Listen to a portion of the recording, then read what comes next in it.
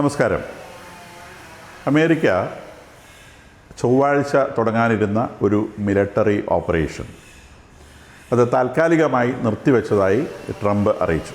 നമ്മൾ കഴിഞ്ഞ വീഡിയോയിൽ പറഞ്ഞതുപോലെ ഒരു വാർ പ്രിപ്പയർഡ്നെസ്സിന് തൊട്ട് മുൻപ് ചേരുന്ന ഒരു യോഗം ചൊവ്വാഴ്ച ഉച്ചയോടെ പ്ലാൻ ചെയ്തിരുന്നു എന്നുള്ള കാര്യം നമുക്കറിയാം. അപ്പോൾ ആ മീറ്റിംഗ് കഴിഞ്ഞ ഉടനെ ട്രംപ് പറഞ്ഞത് ഗൾഫ് മേഖലയിലുള്ള അവരുടെ allies Saudi Arabia, United Arab Emirates, Qatar, Kuwait മുതലായ രാജ്യങ്ങൾ ആവശ്യപ്പെട്ടതിൻ്റെ അടിസ്ഥാനത്തിൽ കുറച്ച് സമയം കൂടി നെഗോസിയേഷൻ അല്പം സമയം കൂടി തങ്ങൾക്ക് അനുവദിക്കണമെന്ന അവർ റിക്വസ്റ്റിൻ്റെ അടിസ്ഥാനത്തിൽ ഒരു 2-3 ദിവസത്തേക്ക് കൂടി ഈ ഓപ്പറേഷൻ അവർ പ്ലാൻ ചെയ്ത മേജർ ഓപ്പറേഷൻ നീക്കി വയ്ക്കുന്നു എന്നാണ് അദ്ദേഹം പറഞ്ഞത്. അത് കൂടാതെ US കോൺഗ്രസ്സിന് അദ്ദേഹം കൊടുത്ത ഒരു ഉറപ്പ് ഈ ഇറാൻ പ്രശ്നം വളരെ വേഗം തീരും. അപ്പോൾ അദ്ദേഹം പറഞ്ഞു hopefully in a very nice manner എന്നും പറഞ്ഞു. അപ്പോൾ hopefully in a very nice manner എന്ന് പറയുമ്പോൾ അത് ബലം ഉപയോഗിച്ചിട്ടാണോ അല്ല നെഗോഷിയേറ്റഡ് സെറ്റിൽമെൻ്റ് ആണോ എന്ന് അദ്ദേഹം വിശദീകരിക്കാൻ തയ്യാറായില്ല. എന്തായാലും ഇത് വേഗം തീരും, നീട്ടിക്കൊണ്ടു പോകുന്ന ഒരു പ്രശ്നം ഇനി ഉദിക്കുന്നില്ല എന്നാണ് അദ്ദേഹം അമേരിക്കൻ കോൺഗ്രസ്സിന് കൊടുത്ത ഒരു ഉറപ്പ്. അതിനിടയിലൂടെ ഇറാൻ്റെ ഭാഗത്ത് നിന്ന് യുണൈറ്റഡ് അറബ് എമിറേറ്റ്സിലേക്ക് കഴിഞ്ഞ ദിവസങ്ങളിലും ഡ്രോൺസ് വന്നിട്ടുണ്ട്. 6 ഡ്രോണുകളെ അവർ ഇൻ്റർസെപ്റ്റ് ചെയ്തതായി പറയുന്നുണ്ട്. ഇത് പ്രധാനമായിട്ടും ഇറാഖ് റീജിയനിൽ നിന്നാണ് വരുന്നത്. നമ്മൾ കഴിഞ്ഞ ദിവസം സൂചിപ്പിച്ചതുപോലെ, അതായത് ഇറാൻ്റെ പ്രോക്സീസ് ഇറാഖിൽ വളരെ ആക്റ്റീവായിട്ട് പ്രവർത്തിക്കാൻ സാധിക്കുന്നുണ്ട് എന്നുള്ളത് ഒരു വസ്തുതയാണ്. നിശ്ചയമായിട്ടും അവരെ അമർത്തേണ്ടതുണ്ട് എന്നുള്ളൊരു വിഷയവും ഇതിൽ നിന്ന് വളരെ വ്യക്തമായിട്ട് വരുന്നുണ്ട്.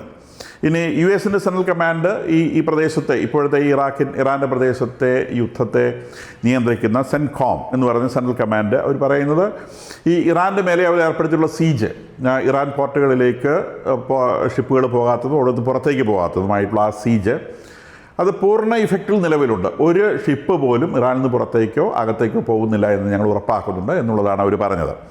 അപ്പോൾ നമ്മൾ ഇന്ന് പത്രങ്ങളൊക്കെ വായിച്ചിട്ടുണ്ടാവും, 2 വലിയ ചൈനയുടെ വലിയ ഷിപ്പുകൾ, മേജർ ടാങ്കുകൾ ഹോർമുസ് കടന്നു പോകുന്നിട്ടുണ്ട്. അപ്പോൾ ഈ ഷിപ്പുകൾ രണ്ടും ഇറാഖിൽ നിന്ന് ഓയിലെടുത്ത ഷിപ്പുകളാണ്. ഇറാനിൽ നിന്ന് ഓയിലെടുത്ത ഷിപ്പല്ല, ഇറാഖിൽ നിന്ന് ഓയിലെടുത്ത ഷിപ്പാണ്. അപ്പം അമേരിക്കൻ സീജിൻ്റെ ഭാഗമായിട്ട് ഹോർമുസിലെ മറ്റ് ഷിപ്പുകൾക്ക്, ഇറാൻ്റേത് ഒഴികെയുള്ള ഷിപ്പുകൾക്ക് അകത്തോട്ടോ പുറത്തോട്ടോ പോകുന്നതിന് യാതൊരു പ്രശ്നവുമില്ല. ഇറാനിലേക്ക് പോകരുത് എന്ന് മാത്രമേ ഉള്ളൂ, വേറെ എങ്ങനെ വേണം പോവാം. അതായത് ഹോർമുസ് കടലിടുക്കിൽ ഇറാനിലേക്കല്ലാതെ ഉള്ള ഷിപ്പുകൾക്ക് പാസേജ് അനുവദിക്കപ്പെടുന്നുണ്ട് എന്നാണ് മനസ്സിലാവുന്നത്. ഇത് ചൈനീസ് ഷിപ്പുകളായതുകൊണ്ട് നിശ്ചയമായിട്ടും ഇറാൻ്റെ ഭാഗത്ത് നിന്ന് ആക്രമണം ഉണ്ടാകുകയില്ല. മറ്റു ഷിപ്പുകൾക്ക് ഇറാൻ്റെ ഭാഗത്ത് നിന്ന് ആക്രമണം ഉണ്ടാകുമോ എന്ന് ഭയന്ന് അവർ ഈ ഹോർമുസ് കടലിടുക്ക് ക്രോസ് ചെയ്യുന്നത് ഒഴിവാക്കുന്നത് കൊണ്ടാണ് ഹോർമുസ് കടലിടുക്കിലെ ട്രാഫിക് ഇപ്പോൾ വളരെ താന്നിരിക്കുന്നത്. നമുക്കറിയാവുന്ന പോലെ 6 ഇന്ത്യൻ ഷിപ്പുകളും ഈ ദിവസങ്ങളിൽ ഹോർമുസ് കടലിടുക്ക് കടന്ന് പോന്നിട്ടുണ്ട്. ഇനി നമുക്കറിയുന്നത് പോലെ വ്ളാഡിമിർ പുടിൻ ചൈനയിൽ സന്ദർശനം നടത്തുകയാണ്. അദ്ദേഹത്തിൻ്റെ ചൈനീസ് സന്ദർശനത്തിൻ്റെ പ്രധാനപ്പെട്ട ഉദ്ദേശം ഈ ഇറാൻ യുദ്ധം വന്നതോടെ ഇറാനിൽ നിന്ന് ഉള്ള ഓയിൽ ഗ്യാസ് സപ്ലൈ ചൈനയ്ക്ക് ലഭിക്കാതെ ആവുന്നുണ്ട്. അപ്പോൾ സ്വാഭാവികമായിട്ടും വലിയ ഷോർട്ടേജ് ചൈനയ്ക്ക് വരും. അപ്പോൾ ആ ഷോർട്ടേജ് നമ്മൾ ആരാണെങ്കിലും ഒരു സാധനം കിട്ടാതിരിക്കുമ്പോൾ അത് വേറെ എവിടെ നിന്ന് കിട്ടുമെന്ന് നമ്മൾ നോക്കും. റഷ്യയെ സംബന്ധിച്ച് ഇഷ്ടംപോലെ ക്രൂഡ് ഓയിലും ഇഷ്ടംപോലെ ഗ്യാസും ഉണ്ട്. അപ്പോൾ പുടിൻ പ്രധാനമായിട്ടും അവിടെ വയ്ക്കുന്നത് റഷ്യയിൽ നിന്ന് പൈപ്പ് ലൈൻ വഴി ചൈനയ്ക്ക് ഗ്യാസും ഓയിലും കൊടുക്കാമെന്നുള്ളതാണ്. ചൈനയെ സംബന്ധിച്ച് ചൈനയും റഷ്യയും തമ്മിലൊരു കോൾഡ് ടഗ് വാർ ഉണ്ട്. റഷ്യ പഴയ വലിയ ശക്തിയാണ്. ചൈന ഉയർന്നു വരുന്ന ശക്തിയാണ്. സ്വാഭാവികമായിട്ടും പഴയ ആനപ്പുറത്തിരുന്നവർക്ക് ഈ ആനപ്പുറത്ത് താഴെ നിന്ന് മേലോട്ട് കയറാൻ നോക്കുന്നവനെ സ്വാഭാവികമായിട്ട് അവനെ അങ്ങനെ പൊന്തിച്ചുകൊണ്ടിരുന്നവന് താല്പര്യമില്ല. അപ്പോൾ അവർ തമ്മിലൊരു മൈൽഡ് ടഗ് വാർ അവിടെ നിൽക്കുന്നുണ്ട്. അതുകൊണ്ട് തന്നെ ചൈന ഇവരുടെ അടുത്ത് കൂടുതൽ ഓയിൽ ഡിപ്പെൻഡൻ്റ് ആവാൻ, കൂടുതൽ ഗ്യാസ് ഡിപ്പെൻഡൻ്റ് ആവാൻ താല്പര്യപ്പെടുന്നില്ല. അപ്പോൾ ഈ കറണ്ട് ഷോർട്ടേജ് കാണിച്ചുകൊണ്ട് ഈ ഓയിലും ഗ്യാസും ചൈനയ്ക്ക് വിൽക്കാൻ കഴിയുമോ, സൈബീരിയയിലൂടെ പൈപ്പ് ലൈൻ ഇട്ട് അത് ചൈനയ്ക്ക് വിൽക്കാൻ കഴിയുമോ എന്നൊരു ശ്രമമാണ് പുടിൻ പ്രധാനമായിട്ട് നടത്തുന്നതെന്നാണ് അന്താരാഷ്ട്ര മാധ്യമങ്ങൾ ഇവിടെ പറയുന്നത്. അപ്പോൾ അതിനിടയിലൂടെ ചൈനയുടെ ഡെപ്യൂട്ടി ഫോറിൻ മിനിസ്റ്റർ പറയുന്നത് ഇറാനിൽ നിന്ന്, ഇപ്പോൾ അദ്ദേഹത്തിൻ്റെ പേര് സർജി റിയാബ്കോ എന്നാണ്, ഈ ഇവരുടെ നെഗോസിയേഷനിൽ ഇറാനും US തമ്മിൽ നടക്കുന്ന നെഗോസിയേഷനിൽ ഞങ്ങളെ മീഡിയേറ്റർഷിപ്പ് വഹിക്കാൻ തയ്യാറാണ്. ഇറാൻ്റെ എൻറിച്ച്ഡ് ന്യൂക്ലിയർ മെറ്റീരിയൽ അത് തങ്ങളേറ്റെടുക്കാൻ തയ്യാറാണ് എന്ന നിലയ്ക്കൊരു പ്രസ്താവന വന്നിട്ടുണ്ട്. അപ്പോൾ അതിനെക്കുറിച്ച് അമേരിക്കൻ വൈസ് പ്രസിഡൻറ്റ് പറഞ്ഞത് അങ്ങനത്തെ കാര്യങ്ങളൊന്നുമില്ല, ഈ റഷ്യ ഇതിനകത്ത് ഉൾപ്പെടുന്നതിനെക്കുറിച്ച് ഞങ്ങൾ ആലോചിച്ചിട്ടില്ല. ഇറാനും അത്തരം ഒരു കാര്യം ഞങ്ങളുടെ മുമ്പിൽ സജസ്റ്റ് ചെയ്തിട്ടില്ല. അപ്പോൾ റഷ്യയ്ക്ക് ഇതിനകത്ത് പ്രത്യേകിച്ച് തൽക്കാലം റോളില്ല എന്നാണ് അമേരിക്കൻ വൈസ് പ്രസിഡന്റ് ഇതിനെക്കുറിച്ച് പ്രതികരിച്ചിട്ടുള്ളത്. ഇനി ഇസ്രായേലി മിലിറ്ററിയെ സംബന്ധിച്ച് അവർ ലെബനോണിൽ ആക്റ്റീവായിട്ട് യുദ്ധം നടത്തുന്നതിൽ ഒരു ഇസ്രായേലി ഭടൻ മരിച്ചിട്ടുണ്ട്. ഹെസ്ബോളയുടെ ഭാഗത്ത് ധാരാളം ആൾനാശം ഉണ്ടാകുന്നുണ്ട്. ഇത് മാർച്ച് 2-നാണ് ഈ ലെബനോണിലെ ഹെസ്ബോളയ്ക്കെതിരെ ഇസ്രായേൽ ആക്രമണം ആരംഭിക്കുന്നത്.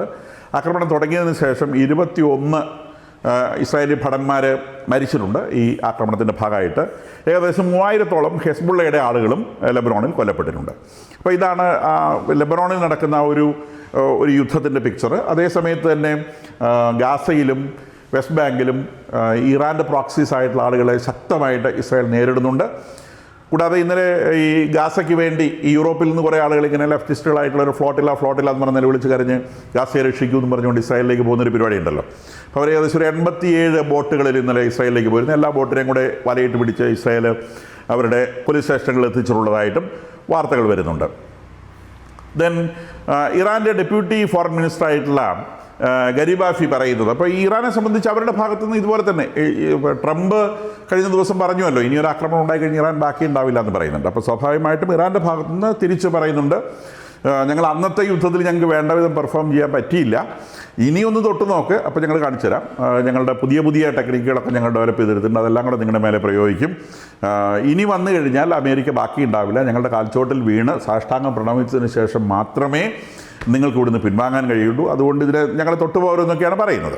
പക്ഷേ ഇതിൻ്റെ ശരിക്കുള്ള പിക്ചർ എന്താണെന്ന് അറിയണമെന്നുണ്ടെങ്കിൽ ഇറാനിയൻ ഡെപ്യൂട്ടി ഫോറിൻ മിനിസ്റ്റർ ആയിട്ടുള്ള ഖസീം ഗാരിബാദി ഇന്നലെ പറഞ്ഞൊരു പ്രസ്താവന ഇതാണ്: Iran united and resolutely is prepared to counter any military aggression. For us surrender holds no meaning. We either triumph or become martyrs. We are a great nation. Inscribe our name in history. From all colors we have chosen red, and from among all death we chose martyrdom. അപ്പോൾ അതാണ് ഞങ്ങൾ രക്തസാക്ഷിത്വം വഹിക്കാൻ തയ്യാറായി നിൽക്കുകയാണ്. അപ്പോൾ അതാണ് അദ്ദേഹം പറഞ്ഞതിൻ്റെ നട്ഷൽ. ഞങ്ങൾ കീഴടങ്ങില്ല, ഞങ്ങൾ രക്തസാക്ഷിത്വം വഹിക്കാൻ തയ്യാറായി നിൽക്കുകയാണ്. അപ്പം അവരുടെ മിലിറ്ററി പ്രിപ്പയർനെസ് ഏകദേശം ഇതിൽ നമുക്ക് മനസ്സിലാകും. ഇനി വേറെ പ്രമുഖമായ വാർത്തയുള്ളത്, ഇറാനിയൻ അതോറിറ്റീസ് ഇപ്പോൾ ചെയ്തിട്ടുള്ളത് പബ്ലിക് വെഡിങ് എന്ന് പറഞ്ഞൊരു പരിപാടിയാണ് ഇന്നലെ അവർ ഓർഗനൈസ് ചെയ്തിട്ടുള്ളത്. പബ്ലിക് വെഡിങ് എന്ന് പറഞ്ഞാൽ കല്യാണം കഴിക്കാൻ ആഗ്രഹമുള്ള മുഴുവൻ ചെറുപ്പക്കാരെന്ന് പറയുമ്പോൾ അവിടെ പെൺകുട്ടികളെ 13 വയസ്സിലെ കല്യാണം കഴിക്കുന്ന രീതിയാണെന്ന് നമുക്കറിയാം ഈ ഇസ്ലാമിക നിയമം അനുസരിച്ച്. അപ്പോൾ വിവാഹം കഴിക്കാൻ താല്പര്യമുള്ള എല്ലാവർക്കും വിവാഹം നടത്തി കൊടുക്കും എന്ന് പറഞ്ഞാൽ ഇതൊക്കെ ഒരു തീരാൻ പോവാണ്. അതുകൊണ്ട് ആഗ്രഹമുണ്ട് കല്യാണം കഴിച്ചു, കാരണം അവരെ സംബന്ധിച്ച് വളരെ പ്രധാനപ്പെട്ട ഒരു സംഗതിയാണല്ലോ. അപ്പോൾ അങ്ങനെ വിവാഹം കഴിക്കാൻ തയ്യാറുള്ള ആളുകൾക്ക് മുഴുവൻ ഇവർ പബ്ലിക് വിവാഹങ്ങൾ ഓർഗനൈസ് ചെയ്തു ഇന്നലെ. അത് പിന്നെ ഇറാനിലെ പ്രധാനപ്പെട്ട എല്ലാ പട്ടണങ്ങളും, ക്യാപിറ്റൽ മാത്രമല്ല 100 കണക്കിന് ഇറാൻ പട്ടണങ്ങളിൽ ഇന്നലെ ആ പരിപാടി നടന്നിട്ടുണ്ട്. അപ്പോൾ ഇത് signed up four A state backed self sacrifice എന്നാണ്. അതായത് പബ്ലിക് വെഡ്ഡിങ്. പക്ഷേ ഈ വെഡ്ഡിങ്ങിന് ഒരു ഓത്ത് എടുക്കണം. ആ ഓത്ത് ഇതാണ്: രാജ്യത്തിന് വേണ്ടി ജീവൻ കൊടുക്കാൻ തയ്യാറാണ് എന്നൊരു ഓത്ത്. അപ്പോൾ ഹൺഡ്രഡ്സ് ഓഫ് കപ്പിൾസ് ഇതിൽ പങ്കെടുത്തു എന്നാണ് പറയുന്നത്. സ്റ്റേറ്റ് ടെലിവിഷൻ ഇത് ലൈവായിട്ട് ടെലികാസ്റ്റ് ചെയ്തിട്ടുണ്ട്. അപ്പം ഈ വോളണ്ടിയേഴ്സ്, ഇതിന് വന്ന ആളുകളെ വോളണ്ടിയേഴ്സ് എന്നാണ് വിളിക്കുന്നത്. ഇത് പ്രോഗ്രാമിൻ്റെ പേര് ജാൻഫാദ പ്രോഗ്രാം എന്നാണ്. ജാൻഫാദ എന്നാണ് ഈ ഇംതിഫാദ എന്നൊക്കെ പറയുന്നുണ്ട്. ഇംതിഫാദ എന്ന് പറഞ്ഞാൽ പിന്നെ ഈ ഇസ്രായേൽ പട്ടാളത്തിനെ വെസ്റ്റ് ബാങ്കിലും അതുപോലെ ഗാസയിലും ഒക്കെ കല്ലെറിയുന്ന പരിപാടി, കാണുന്നിടത്ത് വെച്ച് ആക്രമിക്കുന്ന പരിപാടി, അതിനായിരുന്നു ഇംതിഫാദ എന്ന് വിളിച്ചുകൊണ്ടിരുന്നത്. അതുപോലത്തെ ഇതെന്തോ ജാൻഫാദ എന്നാണ് വാക്ക്. അറബിക് വേർഡായിരിക്കും, എനിക്കതിൻ്റെ മീനിങ് അറിയത്തില്ല. എന്തായാലും ഇവർക്ക് കല്യാണം കഴിക്കാനുള്ള അവസരം ഗവൺമെൻറ് ഒരു കൊടുത്ത് ലൈവ് ടെലിവിഷനിൽ വന്നു.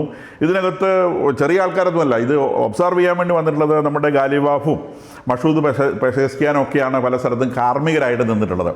അപ്പം ആയിരക്കണക്കിന് ചെറുപ്പക്കാരെന്ന് പറയുമ്പോൾ ഈ 13 വയസ്സ് മുതലുള്ള ചെറുപ്പക്കാർ, ഇവർ കല്യാണം കഴിക്കുന്നവർ ചെയ്യേണ്ടത് they have to support under which volunteers vow to support the war effort. അതായത് വാർ എഫേർട്ടിനെ സഹായിക്കാമെന്ന് ഇവർ പ്രോമിസ് ചെയ്യണം, including by forming human chains around strategic infrastructure such as power station.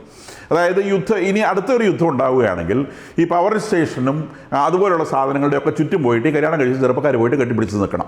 അപ്പം അമേരിക്ക കൊണ്ട് ബോംബിട്ട് കഴിഞ്ഞാൽ പവർ സ്റ്റേഷൻ്റെ കൂടെ ഇവരും കൂടെ ചാവും. അപ്പോൾ ചെറുപ്പക്കാരെ കൊന്ന് എന്ന് പറഞ്ഞുകൊണ്ട് ഒരു നിലവിളി ഉണ്ടാക്കാൻ വേണ്ടിയാണ് ഈ ആളുകളെ ഇവർ ഇപ്പം കല്യാണം കഴിപ്പിച്ച് റെഡിയാക്കി നിർത്തുന്നത്. അപ്പം ആ സ്റ്റേറ്റിൻ്റെ ഡിഫൻസ് മെക്കാനിസം എന്താണെന്ന് ഇപ്പോൾ ഏകദേശം മനസ്സിലായിട്ടുണ്ടാകും. ഇതാണിപ്പോൾ ഇറാൻ്റെ കയ്യിലുള്ള ഡിഫൻസ് എന്ന് പറയുന്നത്. അവരുടെ കയ്യിൽ കുറേ ഓഫൻസ് അടിക്കാൻ വേണ്ടിയുള്ള സാധനങ്ങളുണ്ട്, പക്ഷേ ഡിഫൻസിനുള്ള സാധനങ്ങൾ അവരുടെ ഇപ്പോൾ ഉള്ളത് കുറേ ചെറുപ്പക്കാരെ ബലി കൊടുക്കുക എന്നുള്ളതാണ്. കല്യാണം കഴിപ്പിക്കാം എന്നുള്ള കൊതിപ്പിരില്ല 13 വയസ്സും 15 വയസ്സൊക്കെ ഉള്ള ചെറുപ്പക്കാരെ കല്യാണം കഴിപ്പിച്ച് അവരോട് ഇനി അമേരിക്ക യുദ്ധം ചെയ്യാൻ വന്ന ഉടനെ ഈ പവർ സ്റ്റേഷൻ്റെ ഒക്കെ ചുറ്റും പോയിട്ട് കെട്ടിപ്പിടിച്ച് നിന്നോളൂ, അമേരിക്ക ബോംബിടുമ്പോൾ നിങ്ങൾ ചത്തോളൂ എന്നുള്ളൊരു പ്രോമിസാണ് അവർ കൊടുത്തിട്ടുള്ളത്. അതിനിടെ ന്യൂയോർക്ക് ടൈംസ് ഇന്നലെ റിലീസ് ചെയ്തൊരു വാർത്തയനുസരിച്ച് ഈ ഇറാനിൽ അവർ മാറ്റിവെക്കാൻ, ഇസ്രായേലും US കൂടി മാറ്റിവെച്ച് കൊണ്ടുവരാൻ ഉദ്ദേശിച്ചിരുന്ന റെജിമിൻ്റെ തലപ്പത്ത് അവർ വയ്ക്കാൻ ഉദ്ദേശിച്ചിരുന്നത് മഹൂദ് അഹമ്മദി നജാദ് എന്ന് പറയുന്ന മുൻ പ്രസിഡന്റിനെ ആയിരുന്നു എന്നാണ് പറയുന്നത്. ഈ നജാദ് 2005 മുതൽ 2013 വരെ ഇറാൻ്റെ പ്രസിഡൻ്റായിരുന്നു. പിന്നീട് 2013 ശേഷം അദ്ദേഹം മദർ റജീമുമായിട്ട് ചെറിയ തോതിൽ അഭിപ്രായ വ്യത്യാസം ഉണ്ടായതിനെ തുടർന്ന് അദ്ദേഹത്തെ ഹൗസ് അറസ്റ്റിൽ കീപ്പ് ചെയ്തിരിക്കുകയായിരുന്നു. അദ്ദേഹം anti-US ആണ്, anti-ഇസ്രായേലാണ്, കാര്യത്തിൽ യാതൊരു സംശയമില്ലാത്ത വിധം anti-ഇസ്രായേൽ anti-US ആയിരുന്നു. പക്ഷേ ഇദ്ദേഹത്തിൻ്റെ ഹൗസ് അറസ്റ്റിൻ്റെ കാലത്ത് ഇദ്ദേഹത്തിന് എന്ത് തരത്തിലുള്ള ചേഞ്ചസ് ആണ് വന്നിട്ടുള്ളത് എന്ന് നമുക്കറിയില്ല. എന്തുകൊണ്ടാണ് US ഇസ്രായേലും ഇവിടെ ചൂസ് ചെയ്തതെന്ന് നമുക്കറിയില്ല. ചൂസ് ചെയ്തതായിട്ടാണ് ന്യൂയോർക്ക് ടൈംസ് പറയുന്നത്. എന്തായാലും ഇദ്ദേഹത്തെ റിലീസ് ചെയ്ത് ഈ പോസ്റ്റിലേക്ക് എത്തിക്കുക എന്ന ലക്ഷ്യത്തോടെ ഇദ്ദേഹത്തെ ഹൗസ് അറസ്റ്റ് ചെയ്ത് വെച്ചിരുന്ന വീട് ഒന്നാമത്തെ ദിവസം തന്നെ ഇസ്രായേൽ ബോംബ് ചെയ്തിരുന്നു. സെക്യൂരിറ്റിയൊക്കെ ഒഴിവാക്കി ഇദ്ദേഹത്തെ റിലീസ് ചെയ്യുക എന്ന ലക്ഷ്യത്തോടെയാണ് അത് ബോംബ് ചെയ്തിട്ടുണ്ടാവുക. എന്തായാലും ശരി, അവരുടെ കണക്കുകൂട്ടൽ പഴിച്ചുപോയി. ആ ബോംബിങ്ങിൽ ഇദ്ദേഹത്തിന് കാര്യമായിട്ട് പരിക്ക് പറ്റി. അപ്പം അതുകൊണ്ട് ആ സംഗതി വിജയിക്കാതെ പോയി എന്നാണ് ഇപ്പോൾ ന്യൂയോർക്ക് ടൈംസ് പറയുന്നത്. ദെൻ വാൻസ് പറയുന്നത് ഈ ഇറാനുമായിട്ടുള്ള നെഗോസിയേറ്റഡ് സെറ്റിൽമെൻറ്റിന് എന്തൊക്കെയാണ് ഉള്ളതെന്നുള്ളത് എനിക്ക് പറയാൻ പറ്റില്ല, അത് പറയാൻ കഴിയില്ല. കാരണം അത് അങ്ങോട്ടും ഇങ്ങോട്ടും മാറിക്കൊണ്ടിരിക്കുകയാണ്. അത് പേപ്പറിൽ വെച്ച് ഒപ്പിട്ടാൽ മാത്രമേ അത് പറയാൻ പറ്റൂ. ഒരു കാര്യം അതിൽ ഉറപ്പാണ്, ഇറാന് ന്യൂക്ലിയർ വെപ്പൺസ് ഉണ്ടാവുകയില്ല. ഇറാൻ ന്യൂക്ലിയർ വെപ്പൺസ് വേണ്ട എന്ന് പറയുന്ന ഒരു സാഹചര്യത്തിൽ മാത്രമാണ് ഒരു നെഗോഷിയേറ്റഡ് സെറ്റിൽമെൻറ്റ് നടക്കുക. അതാണ് അതിനകത്ത് പ്രൈമറി കണ്ടീഷൻ. ബാക്കിയുള്ള കാര്യങ്ങളൊക്കെ എന്താണെന്നുള്ളത് നമുക്ക് പേപ്പറിൽ കാണാം എന്നാണ് പറയുന്നത്. അപ്പോൾ നമ്മൾ മനസ്സിലാക്കുന്നത് ഈ ഹോർമൂസ് കടലിടുക്ക് ഇറാൻ അടച്ചു വെച്ചിരിക്കുന്നു എന്നാണ് അവർ അവകാശപ്പെടുന്നത്. ഈ ഹോർമൂസ് കടലിടുക്ക് എന്ന് പറയുന്നത് ഈ മൊത്തം പേർഷ്യൻ ഗൾഫിൻ്റെ നീളം എന്ന് പറയുന്നത് ഏകദേശം 990 കിലോമീറ്ററാണ്. ഹോർമൂസ് കടലിടുക്ക് മുതൽ അങ്ങ് അതിൻ്റെ മറ്റേ അറ്റം, അതിൻ്റെ നമുക്കതിനെ വേണം വടക്കേ അറ്റം എന്ന് വിളിക്കാം. അതിൻ്റെ വടക്കേ അറ്റത്ത് വരുന്നത് ഇറാനും ഇറാഖും കുവൈറ്റുമാണ്. അതിൻ്റെ വടക്കേ അറ്റത്ത് വരുന്നത്. വടക്കേ അറ്റത്ത് ഇങ്ങനെ റാ പോലെ നിൽക്കും. ആ റാ പോലെ നിൽക്കുന്ന സ്ഥലത്ത് ഇറാൻ, ഇറാഖ്, കുവൈറ്റ് എന്നിങ്ങനെയാണ് നിൽക്കുന്നത്. അപ്പോൾ കുവൈറ്റ് കഴിഞ്ഞിട്ട് പിന്നെ ബഹ്റൈനും ഖത്തറും ഒക്കെ ചെറിയ ദ്വീപുകൾ പോലെ ഈ ഇതിലേക്ക് ബൾജ് ചെയ്ത് നിൽക്കുന്നുണ്ട്. പ്രധാനമായിട്ടുള്ള ഏരിയ സൗദി അറേബ്യയാണ്. സൗദി അറേബ്യ കഴിഞ്ഞാൽ പിന്നെ യുണൈറ്റഡ് അറബ് എമിറേറ്റ്സ്, അങ്ങനെ അത് ഹോർമൂസിലേക്ക് എത്തും. ഇനി മറുഭാഗത്ത് ദാറ്റ് ഈസ് വടക്കൻ സൈഡിലാണെങ്കിൽ എൻറ്റയർ ഇറാനാണ്. അപ്പോൾ ഇറാൻ ഈ മുകളിലത്തെ റാ പോലത്തെ ഭാഗം മുതൽ ഇങ്ങനെ എക്സ്റ്റെൻഡ് ചെയ്ത് ഹോർമൂസ് കടലിലേക്ക് വരെ നിൽക്കുന്നുണ്ട്. മറുഭാഗത്ത് ഇറാഖുണ്ട്, കുവൈറ്റുണ്ട്, സൗദി അറേബ്യയുണ്ട്, യുണൈറ്റഡ് അറബ് എമിറേറ്റ്സ് ഉണ്ട്, കൂടാതെ ഖത്തറും ബഹ്റൈനും ഒരു ദ്വീപായിട്ട് അവിടെ നിൽക്കുന്നുണ്ട്, ഖത്തറും ഉണ്ട്.